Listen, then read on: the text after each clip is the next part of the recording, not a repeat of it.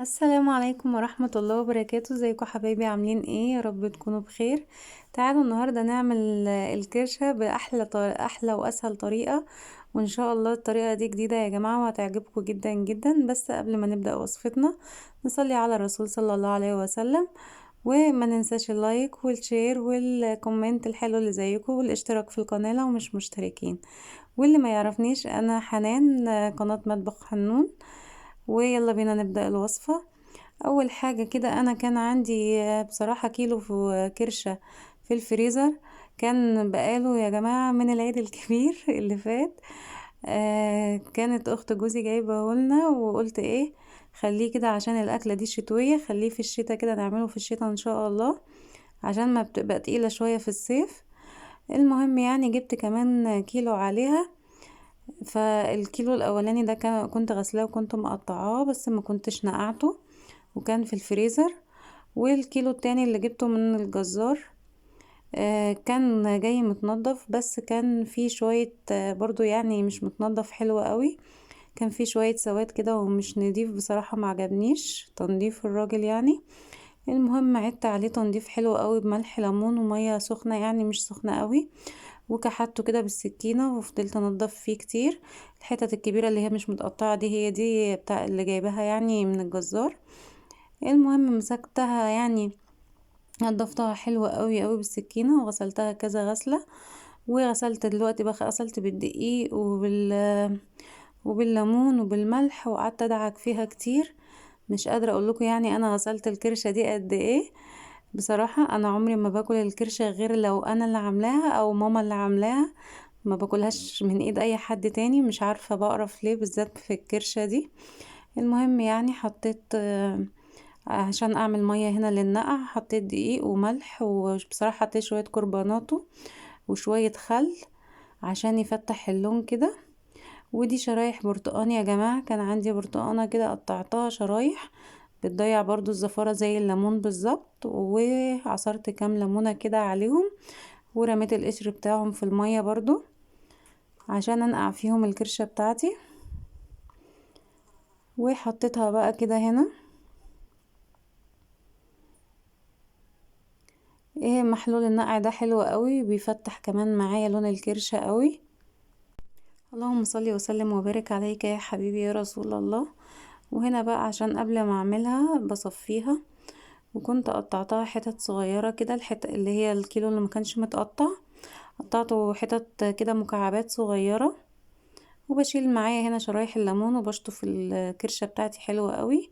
حطيت طبق كده تحت المصفى عشان المية تبقى متغلغلة في كل القطع، عشان تنضفها حلو قوي. وزي ما انتم شايفين ما شاء الله بيضة زي الفل. وهعملها بطريقة برضو ما عملتهاش قبل كده بصراحة، ان انا اسلقها في شوربة. يعني انا كنت بحط الاول الكرشة على النار كذا مرة، كل ما تطلع مية اصفيها، كل ما تطلع مية اصفيها، وبعد كده احط لها بقى البصل والحاجات بتاعتها. بس المرة دي انا هعملها كده في شوربة وطريقة حلوة هتعجبكم بإذن الله. وهنا معايا مية على النار بتغلي، هحط هنا بصلاية وطماطماية وجزراية متقطعين كده شرايح. ومعايا بقى شوية توابل اللي هيخلوا الكرشة دي طعم وريحة ما اقولكوش يعني. معايا ورق لوري وليمون ليم اللي هو لومي، وكبابة صيني وحبهان ومعلقة سكر، ما حطيتش ملح وتوابل كتير بصراحة.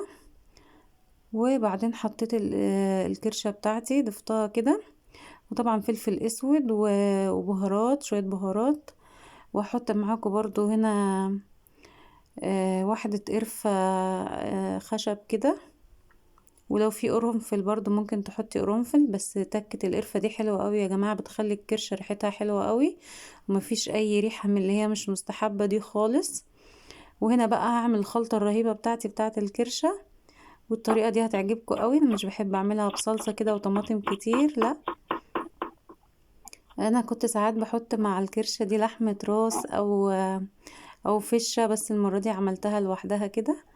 معايا فلفل الوان، واحد فلفلاية كبيرة كده اخضر، واتنين هنا حراقين سبايسي شوية بيخلوا طعم الكرشة حلوة قوي، وفلفلاية صفرة كده بقطعها. شرايح رفيعة. اللهم صل وسلم وبارك عليك يا حبيبي يا رسول الله. استغفروا يا جماعة وصلوا على الرسول، وما تنسوش اللايك، وما تنسوش الشير والاشتراك لو مش مشتركين. وبقطع كل الخضار كده زي ما انتم شايفين. ومعايا هنا جزرايه، يعني بصراحه اللي كل يعني من الكرشه دي ما حسش اساسا بوجود الجزر ده خالص، بس طبعا حاجه بتعلي القيمه الغذائيه وبتدي برضو طعم حلو.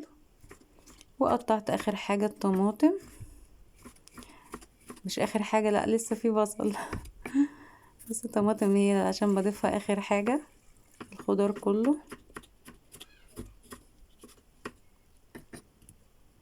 كام طماطمايه كده حلوين.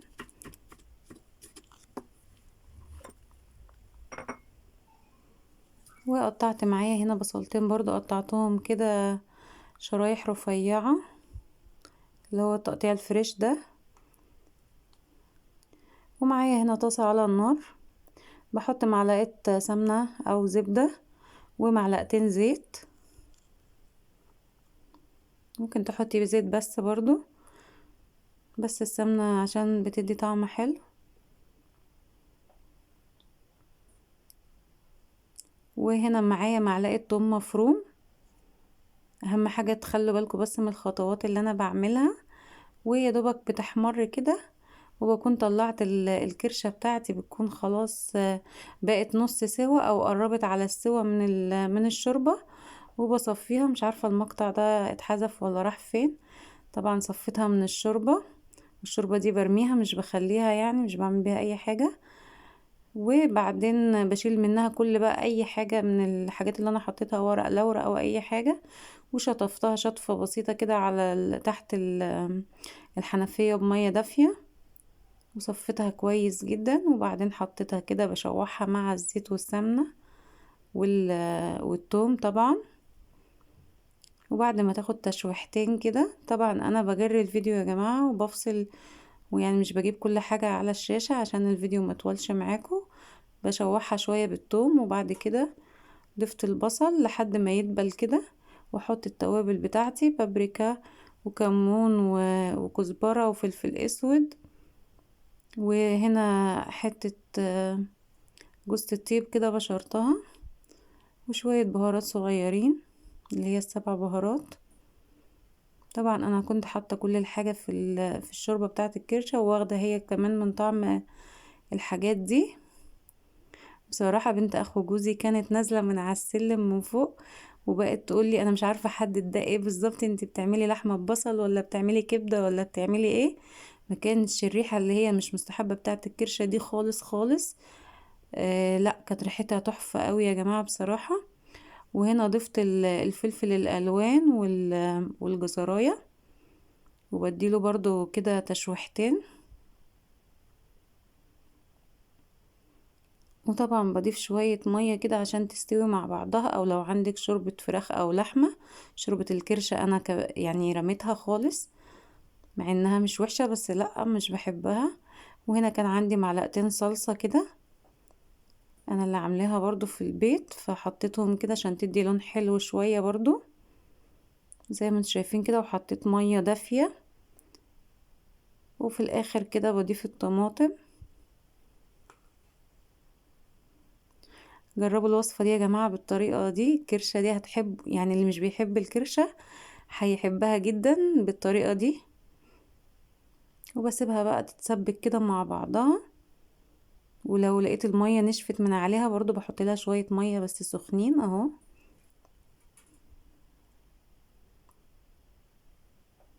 لحد ما الاقي بقى الكرشة بتاعتي استوت خالص، وفيها برضو شوية صوص كده عشان احنا هناكلها بالرز. لو هتاكليها بالعيش نشفي بقى الصوص ده خالص، خليها ناشفة خالص. بس انا سبتها كده عشان هناكلها بالرز. وبعمل معاها رز ابيض، هي مش يعني مش بحب معاها غير الرز الابيض بصراحة. وزي ما انتم شايفين كده ما شاء الله، وكانت ريحتها تحفة. كان عندي واحد من ولادي مش بياكلها، ولما شافها كده يعني ودقها حبها قوي. وهنا بقى حطيتها مع الرز والمخلل وخس وكده. هي مش عايزة يعني حاجة تاني بصراحة. ما شاء الله عليها، وريحة وطعم مفيش بعد كده.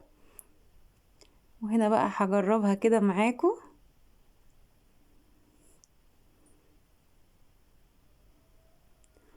وبحط كده على الرز واكل حتتين معاكم كده عشان ادوقها. ما شاء الله بصراحة ريحة وطعم مفيش بعد كده. يعني ما خليناش فيها حاجة، نسفناها. بألف هنا وشفا للي أكل، وبألف هنا وشفا للي هيجربها بإذن الله. ولو عجبكم الفيديو قوليلي في الكومنتات. مع السلامة.